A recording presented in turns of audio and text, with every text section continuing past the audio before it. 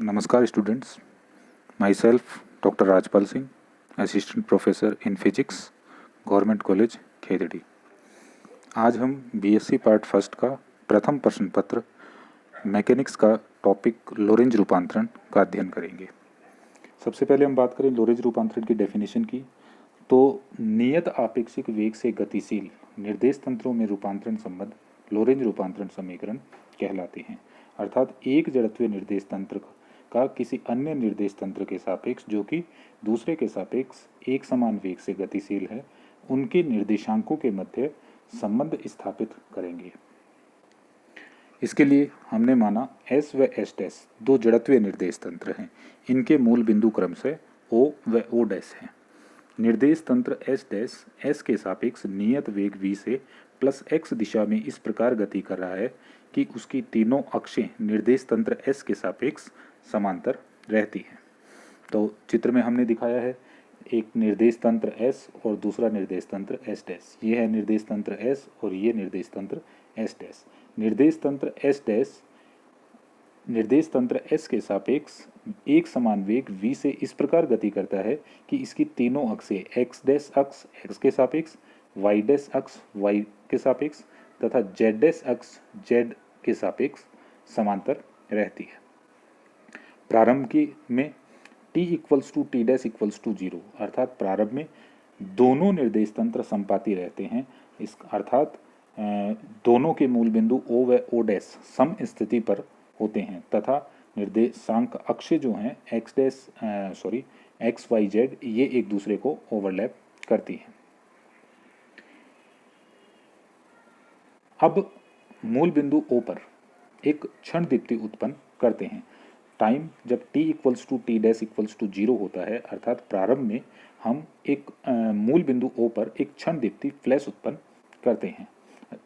यह प्रकाश गोलीय तरंगागर के रूप में बिंदु O के चारों ओर फैलना प्रारंभ कर देता है। इसी क्षण निर्देश तंत्र S डैश भी v वेग से गति प्रारंभ कर देता है। यदि निर्देश तंत्र S में प्रकाश को बिंदु P तक पहुंचने में लगा समय t है तो t इक्वल्स टू OPC। तो हमने कंसीडर कर लिया एक बिंदु है P, निर्देश तंत्र S में इसके निर्देशांक हैं x, y, z और t तथा निर्देश तंत्र S डैश में इसके निर्देशांक हैं x dash, y dash, z dash और t डैश। तो हमने कहा निर्देश तंत्र S में मूल बिंदु O से बिंदु P तक, मूल बिंदु O से बिंदु P तक, ये मूल बिंदु O और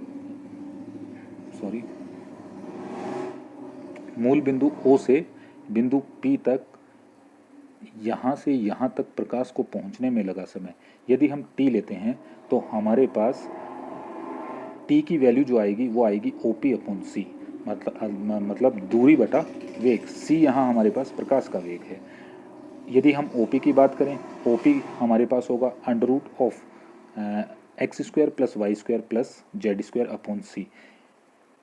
ये मूल बिंदु O से बिंदु P की हमने दूरी निकाली, दूरी जो है वो हमारे पास आई √x² + y² + z²/c। इससे equation x² + y² z² - c² t² equals to 0, इसको हमने समीकरण नंबर 1 से डिनोट कर दिया। ये समीकरण नंबर 1, इसे हम आगे काम में लेंगे। अब हम बात करें निर्देश तंत्र S डैश में। ये जो दूसरा निर्देश तंत्र है S डैश, इसका मूल बिंदु O डैश से प्रकाश को बिंदु P तक पहुंचने में लगा समय हमने कंसीडर कर लिया हमारा t डैश है। तो t dash equals to O dash P/c, c प्रकाश का वेग। तो निर्देश तंत्र S डैश में t dash equals to O dash P/c, c प्रकाश का वेग। आपेक्षिकता के द्वितीय अभिग्रहित के अनुसार प्रकाश का वेग सभी जड़त्वीय निर्देश तंत्रों में अचर रहता है। इसलिए निर्देश तंत्र S तथा निर्देश तंत्र S डैश में हमने प्रकाश का वेग जो लिया है वो एक समान c लिया है। तो यहाँ से हम बात करें, हमने इक्वेशन नंबर 2 ड्राइव की, x² + y² + z² - c² t² equals to 0। अब समीकरण 1 और 2 की यदि हम बात करें तो समीकरण 1 व 2 एक ही बिंदु P के लिए वैध है, अतः इन समीकरणों का एक दूसरे में रूपांतरण किया जा सकता है। तो सबसे पहले हम गैलीलियन रूपांतरण समीकरण की वैधता की जांच करते हैं। गैलीलियन रूपांतरण समीकरण x dash equals to x - vt, y dash equals to y, z dash equals to z और t dash equals to t. इसको हमने समीकरण नंबर 3 से डिनोट कर दिया। समीकरण 3 से x dash, y dash, z dash और टी डैश का मान हम समीकरण 2 में रखते हैं। 2 में रखते हैं तो एक्स स्क्वायर हमें जो इक्वेशन मिलती है सॉल्व करने के पश्चात x square plus y square plus z square minus c square t square minus 2xvt minus v square t square equals to 0। इसको हमने डिनोट कर दिया समीकरण नंबर 4।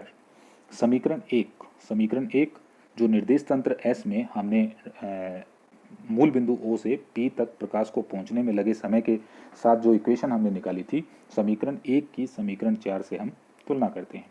तो जब हम इसकी तुलना करते हैं तो समीकरण 1 थी हमारे पास x square plus y square plus z square minus c square t square equals to 0। तो समीकरण 4 में हम देखते हैं कि एक पद ये जो है minus 2xvt plus v square t square, ये हमारे पास एक अतिरिक्त पद आता है।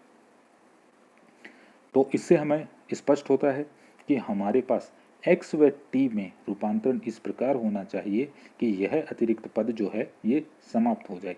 तो इसके लिए हमने माना कि x dash equals to alpha x plus beta t minus y dash equals to y, z dash equals to z तथा t dash equals to gamma x plus delta t. यहाँ हमने केवल x डैश और t dash में ही जो संबंध लिया है वो अलग लिया है, बाकी y dash equals to y लिया है, z dash equals to z लिया है, जैसा कि गैलीलियन रूपांतरण समीकरण में था। इसका कारण ये है कि हमारे पास y और z का जो है वो कोई भी अतिरिक्त पद नहीं है। यहाँ सिर्फ अतिरिक्त पद जो है वो केवल x व t में है। तो यहाँ हम बात करें अल्फा, बीटा, गामा व डेल, ये हमारे नियतांक हैं, इनके मान हमें ज्ञात करने हैं। तो सबसे पहले हम बात करें मूल बिंदु ओ डैश का निर्देशांक हमारे पास होगा एक्स डैश इक्वल्स टू 0 पर स्थित प्रेक्षक निर्देश तंत्र S के सापेक्ष प्लस v वेग से गतिशील है। तो हमने कहा कि मूल बिंदु ओ डैश पर स्थित प्रेक्षक निर्देश तंत्र S के सापेक्ष प्लस v वेग से गतिशील है। इसे हम एक बार जो हमने चित्र बना रखा है वहां से हम समझ कर आते हैं। तो देखिए, हमने कहा मान लीजिए हमारे पास यहाँ पर कोई ये जो मूल बिंदु है ओ डैश, इसके निर्देशांक हमने मान लिया है एक्स डैश इक्वल्स टू 0।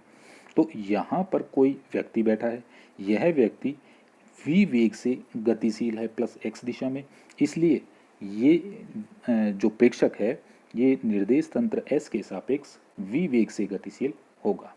तो ये हमने आगे डिनोट किया है।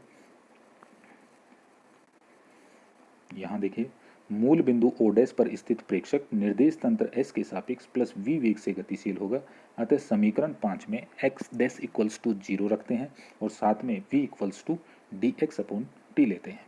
तो हमने कहा जो इक्वेशन थी हमारे पास 5 नंबर, जहाँ भी हमारे पास x डैश है वहाँ हमने वैल्यू जो है उसकी 0 रख दी। तो x डैश जो है वो केवल और केवल हमारे पास कहाँ है, ये यहाँ पर।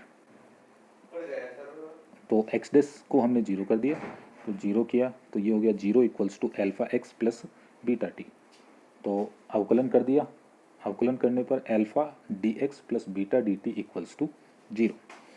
तो beta equals to minus alpha d x upon d t equals to minus alpha v. D x upon d t देखिए हमने यहाँ डिनोट किया है कि d x upon d t जो है वो हमारा वी के बराबर है। तो हमने वैल्यू रख दी beta equals to minus alpha v. तो बीटा की वैल्यू आ गई बीटा की वैल्यू आ गई माइनस एल्फा वी। अब एक बार फिर हम बात करते हैं इसी प्रकार प्रेक्षक ओ मतलब जो निर्देश तंत्र S का जो मूल बिंदु है उसको हमने O से डिनोट कर रखा है। तो प्रेक्षक O जिसका निर्देशांक हमारे पास क्या होगा x इक्वल्स टू 0, निर्देश तंत्र S डैश के सापेक्ष माइनस v वेग से गति कर रहा है, इसलिए d x dash upon d t dash equals to minus v. तो निर्देश तंत्र एस डैश के सापेक्ष ले रहे हैं, इसलिए जो हम निर्देशांक काम उपयोग में लेंगे वो हम निर्देश तंत्र एस डैश के लेंगे। तो इसको भी हम एक बार चित्र से समझ लेते हैं। देखिए इसे एक बार फिर हम चित्र से समझ लेते हैं।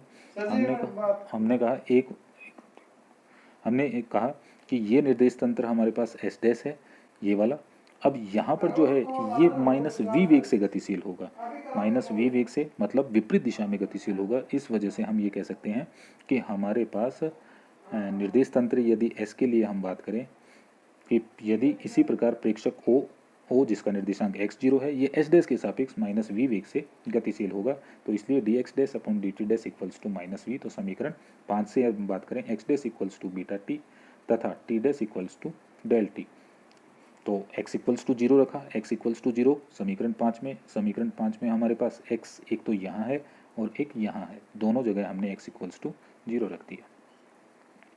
तो x dash equals to beta t, t dash equals to delta t, अवकलन कर दिया दोनों का, तो d x dash equals to beta d t तथा d t dash equals to delta t. भाग लगाया, भाग लगाने पर d x dash d d dash equals to beta del हो गया, beta equals to minus del v. तो beta की हम बात करें, बीटा हमारे पास माइनस एल्फा वी के भी इक्वल आया था और बीटा जो है वो माइनस डेल वी के भी इक्वल आ गया, जो हमने समीकरण 6 में डिनोट किया था। इससे हमारे पास आया एल्फा इक्वल्स टू डेल, ये एल्फा इक्वल्स टू डेल। अब ये जो वैल्यू हमने निकाली है ये हमने समीकरण नंबर 5 है उसके अंदर हम सब ये प्लेस कर देते हैं। तो एक्स डैश जो हो गया, x dash equals to alpha x minus v t, y dash equals to y, z dash equals to z और t dash equals to gamma x plus alpha t. तो alpha equals to del था तो del की जगह हमने यहाँ alpha place कर दिया। अब समीकरण 9 से जो मान है हम समीकरण 2 में रखते हैं। समीकरण 2 में रखा, 2 में रखकर और इसको हल कर लेते हैं। हल करने के बाद में हम x square, y square, z square और टी स्क्वायर के गुणांकों की तुलना करते हैं। तो सबसे पहले समीकरण 2 में एक्स स्क्वायर का गुणांक जो था वो 1 था। समीकरण 10 में जो एक्स स्क्वायर का गुणांक है वो है alpha square minus c square gamma square, दोनों इक्वल कर दिए समीकरण 11 में। इसी प्रकार हम बात करें टी स्क्वायर का, तो वहाँ हमारे पास टी स्क्वायर का गुणांक माइनस सी स्क्वायर था, यहाँ पर हमारे पास है माइनस ब्रैकेट में c square alpha square minus alpha square v square bracket. तो ये हमने इसको समीकरण 12 से डिनोट कर दिया। अब हम इस समीकरण में देखते हैं कि समीकरण 2 में हमारे पास एक्स टी का कोई भी पद नहीं था, तो एक्स टी के जो गुणांक है उसको हम 0 के बराबर मान लेते हैं, ये जो हमने एक्स टी डिनोट किया है। तो इक्वेशन इसको 13 से डिनोट कर दिया। तो इक्वेशन हो गई 11, 12 और 13। अब समीकरण 13 की यदि हम बात करें, 13 को यदि हम हल करते हैं तो gamma equals to minus alpha v c square आता है। समीकरण 12 को यदि हम हल करते हैं तो alpha equals to 1 upon root 1 minus v square upon c square प्राप्त होता है। ये जो दो समीकरण हमने डिनोट कर ली 14 और 15, इन इक्वेशंस को समीकरण नंबर 14 और 15 को हम समीकरण 9 में उपयोग में लाते हैं। तो हमारे पास इक्वेशन आती है x dash equals to alpha x minus v t, y dash equals to y, z dash equals to z तथा t dash equals to alpha t minus v x upon c square. ठीक है, alpha की value हमने जो ऊपर निकाली है ये समीकरण नंबर 15 में alpha equals to 1 upon root 1 minus v square c square. ये जो इक्वेशन है x dash y dash z dash और टी डैश के लिए ये हमारे पास दोनों निर्देश तंत्र एस तथा एस डैश में रूपांतरण समीकरण कहलाती है। इसे हम नाम देते हैं लोरेंज रूपांतरण समीकरण।